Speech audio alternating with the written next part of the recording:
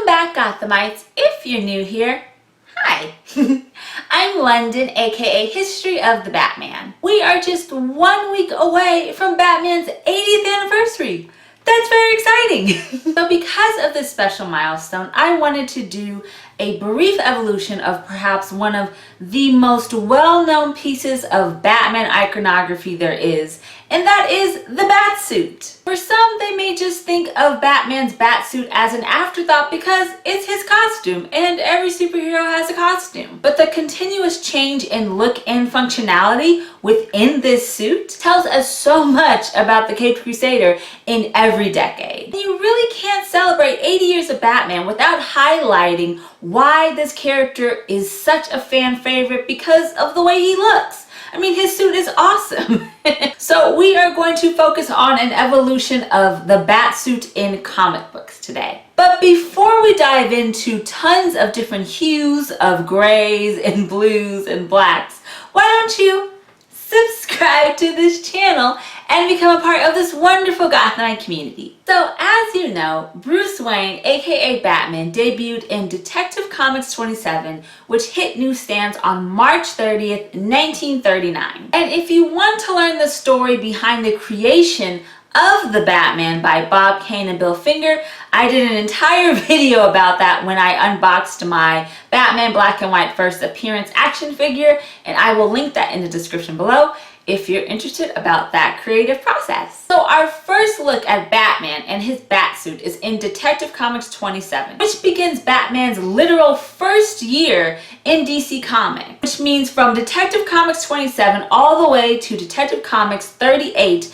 a year later, he was by himself and did not have the sidekick of Dick Grayson, aka Robin the Boy Wonder. Even his whole persona was darker and had a more pulp and goth feel to it. And because of this, you can even see that in his original costume. In his debut, he has short, swept back cowl ears, a dark gray bodysuit, purple gloves, I love the gloves, black boots, a black cape with a very vibrant blue finish with inside the cape, and he is wearing a utility belt which kind of looks like a regular gold belt that has some small pockets for some of the gadgets he had, such as smoke and gas pellets. The chest emblem is probably the most basic you'll ever see Batman have because, first of all, you don't even have the two little bat ears or not even the silhouette of a wing. It's just a very flat representation of the symbol of fear that is the bat. Now moving on to Detective Comics issue 30, the bodysuit is actually a much lighter gray,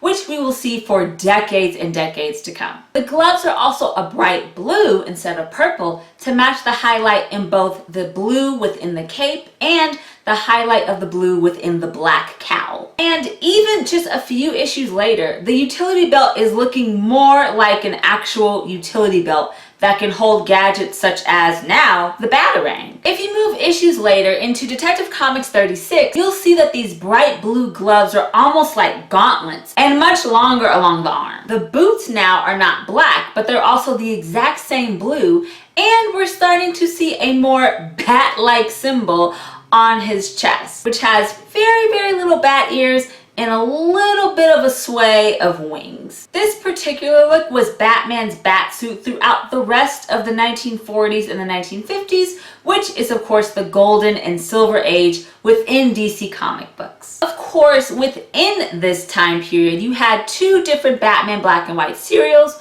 one in 1943 and one in 1949, and both of those were very reminiscent in terms of costume based off of Batman's first appearance in Detective Comics 27. But moving especially into the 50s and entering the very early 60s, everything was blue. Granted, the main bodysuit was still a very light gray, which is very common and you will see a huge theme throughout the decades. But the blue was seen in the gloves and the boots and a huge part of his cowl. Even his underoos were blue. But of course, the constant is always having a golden utility belt that houses everything he needs to be the crime-fighting vigilante that we all love. But because of this transition from kind of dark colors to this more bright blue, in short, the color scheme and designs of the Golden Age Batman Batsuit reflects the transition from the pulp fiction hero of the late 1930s to a less dark mentor that now has a young sidekick. Now, moving into the mid-1960s, this is where the big game changer happened. Because thanks to Carmine Infantino and Julius Schwartz,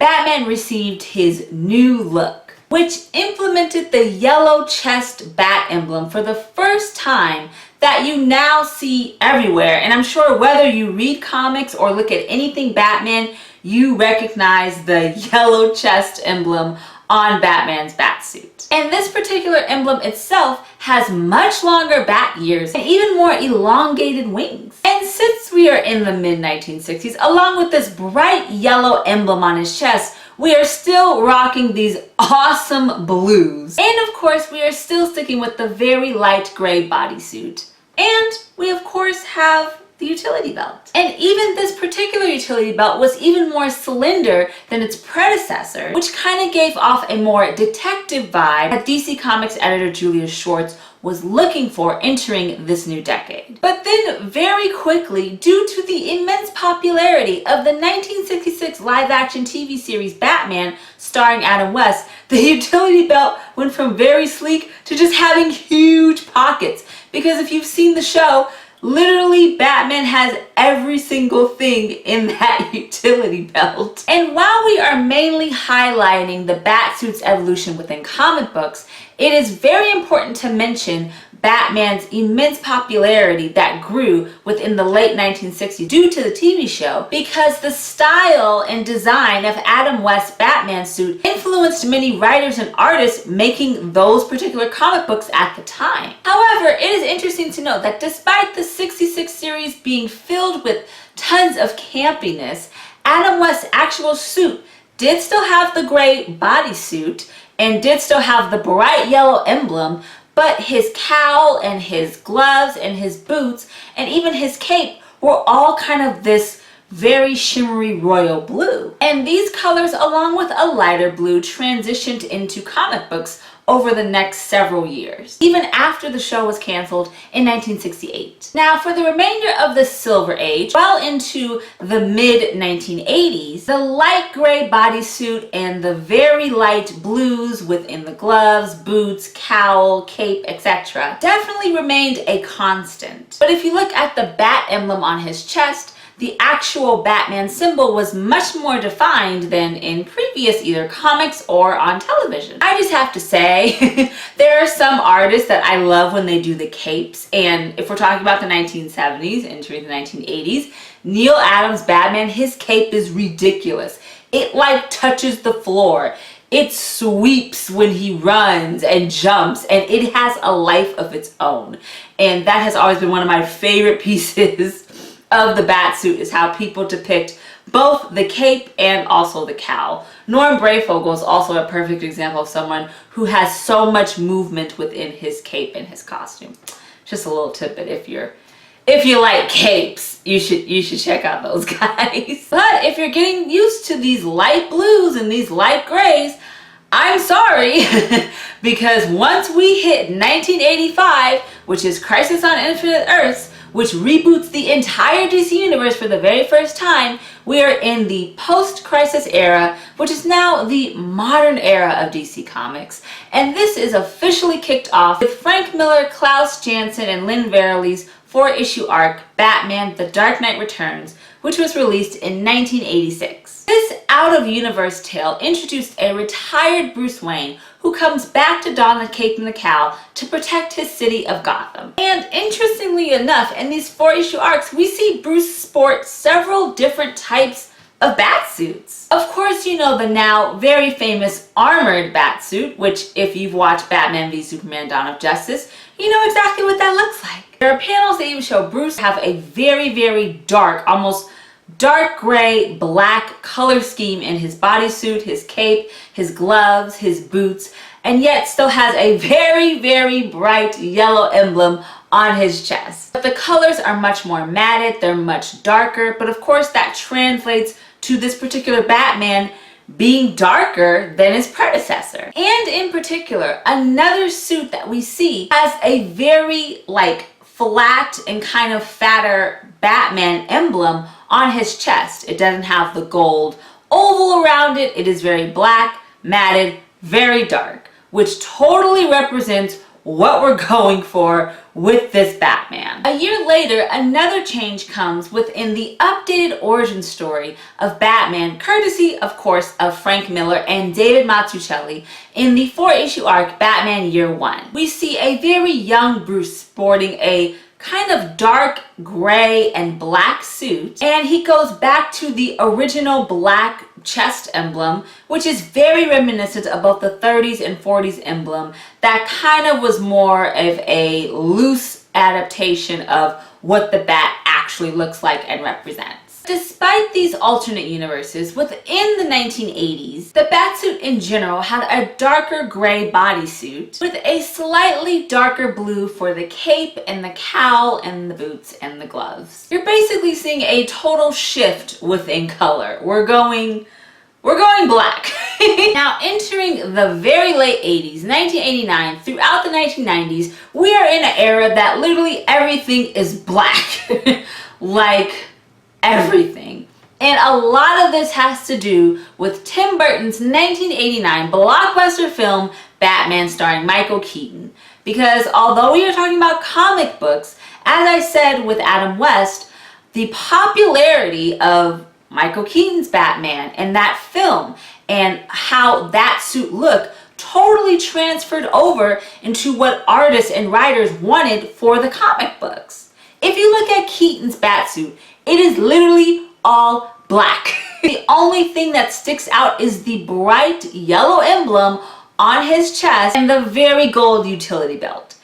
That's it. From the very minimalistic utility belt to the jet black suit, you can totally feel the film noir just seeping out of all of the design within the Burtonverse, both in Batman and in 1992's Batman Returns. And of course, this particular color scheme is no coincidence whatsoever. DC Comics, from films like Batman to even books like Alan Moore's Batman the Killing Joke, they were trying to move away from the campiness and the lightheartedness that was established in the 1960s, courtesy of Adam West's major TV series. They wanted Batman to go back to his roots and to be seen as the dark avenger of this DC universe, which meant that he had to look the part. The very light blues and the light grays just weren't cutting it and wasn't sending the visual message that the company wanted for their Dark Knight. And not only did Michael Keaton influence other media outside of comics, such as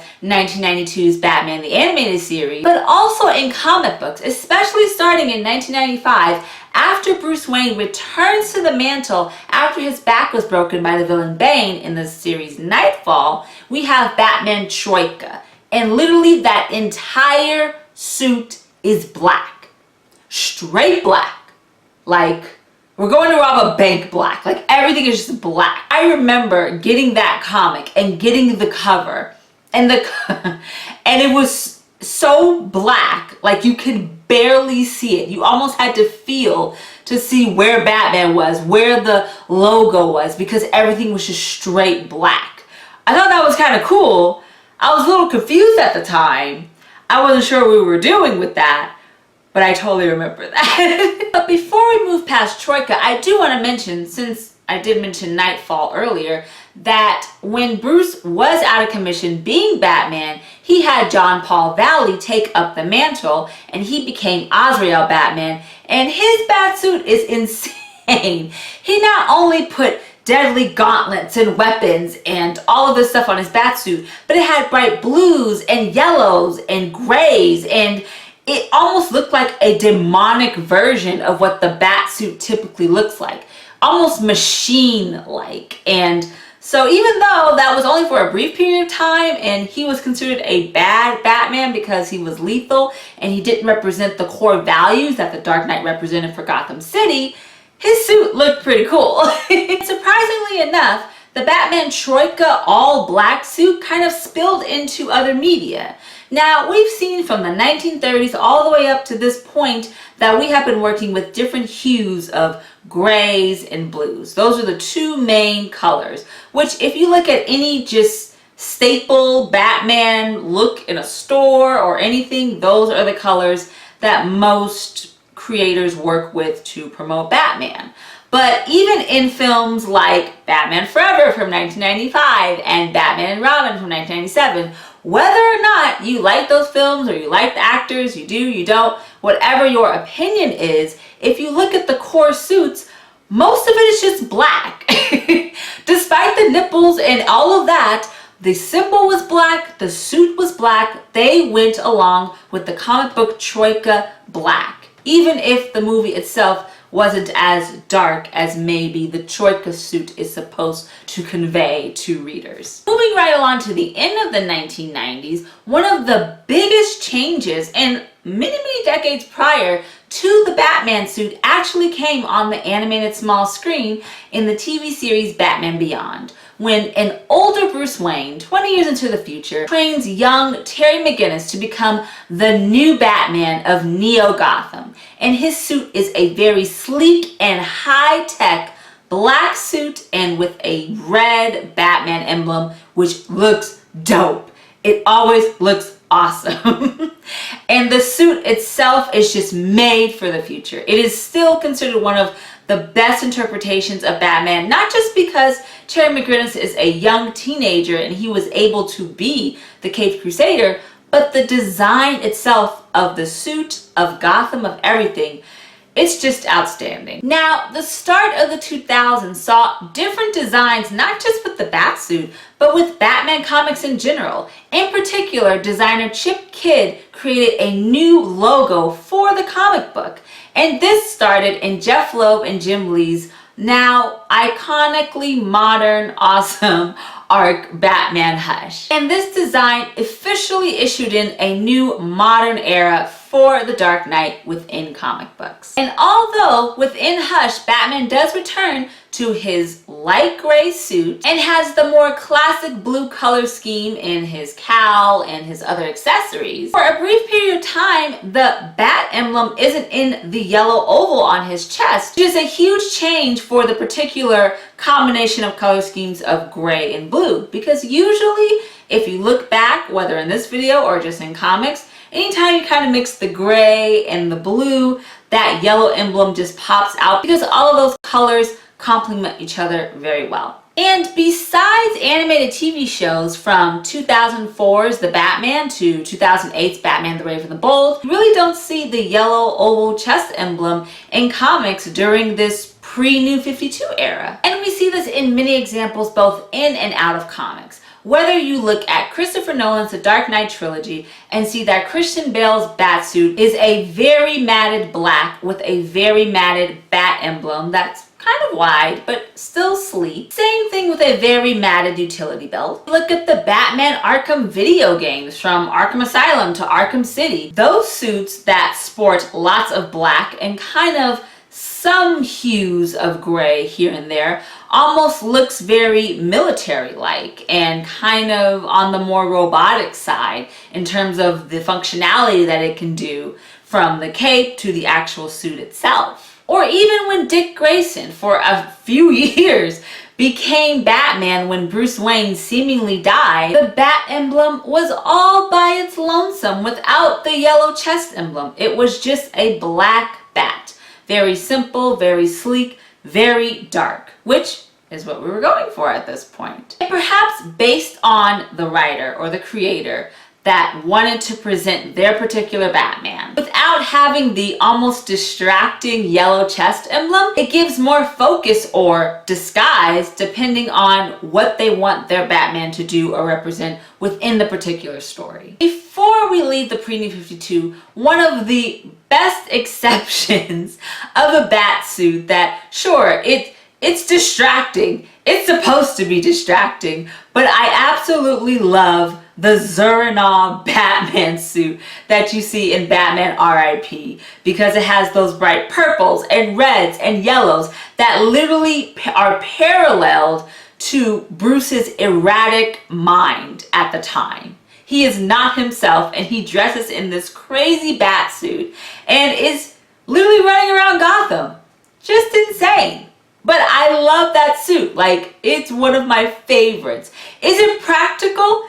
No. Is he ready for stealth mode or silent takedown? No, he's not. But look how fun. Does Bruce ever have fun? No, he doesn't. Let the man have fun.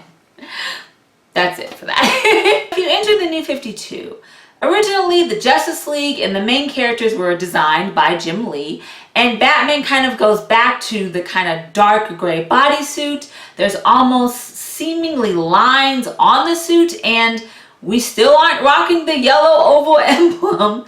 We just have a very sleek bat symbol on the chest. And of course his cowl, his boots, his gloves, and his cape are all black. Artists such as Greg Capullo illuminate the Batman emblem in a whole new way that kind of pays homage to the classic yellow oval emblem, and he has a gold outline alongside the black chest emblem, which is so cool. It is sleek, it looks stunning. I actually love it. It's one of my favorite Batsuit designs. And of course, the bodysuit is the regular kind of light gray, and the rest of his accessories are black, but it still combines the very modern Batman that we know in comics today with the very classic Batman that we were introduced to 80 years ago. Now, of course, there are tons and tons and tons of Batsuits that are in Elseworlds or outside continuity stories that obviously we did not cover today or really highlight. But just briefly observing a visual evolution of Batman's Batsuit over the last 80 years makes so much sense that us as the audience are so captivated by his mythology. And a lot of that has to do with how Batman looks, in particular his many changing Batsuits. Thank you guys so much for watching a brief visual evolution of the Batsuit. If you enjoyed this video, please give it a bat thumbs up. As always, all of my social media is linked in the description below, including Instagram at History of the Batman. So why don't you give it a follow and become a Gothamite? You should totally be following Instagram right now because I am doing my own version of March Madness, but instead of teams, I am doing Batman villains. And you guys are able to vote on who moves on to the next rounds. So we did our first 16 and 16 games, and today we'll do our 8 games here, and then tomorrow 8 games, and we're actually doing a bracket, and you guys are voting on who will be the victorious infamous rogue within Batman's gallery. So if you want to do that, which I think it's pretty fun and I think people are enjoying it, go follow Instagram. Also, I have teamed up with Hot Topic. I am sharing a giveaway where 1 lucky Gothamite and 3 of your super friends will be whisked away to the awesome theme park of Knott's Berry Farm in Buena Park, California. I will link in the description below where you can enter, and the contest ends on the 25th. So you have a couple of days to enter. It's very easy. So enter to try to have an even more stellar spring break because Knott's Berry Farm is very fun. I have a season pass and I go when I can, and it's just a good time. So if you're interested in entering that info will be in the description below. And of course, please subscribe to this channel and become a part of this Batman community. It would mean so much to me. Next weekend, I will be at WonderCon, so if you are attending and you'll be there Saturday and Sunday, come look for me and say hi because that'll be really fun. And yeah, I have been celebrating Batman's 80th literally starting January 1st. So if you follow me on any of my social media, you will see fun facts and just different things highlighting this incredible anniversary of our favorite character. Thank you guys so much for watching, and we will have more History of the Batman soon right here on YouTube. Remember, Gothamites, all about peace, love, and Batman. Bye.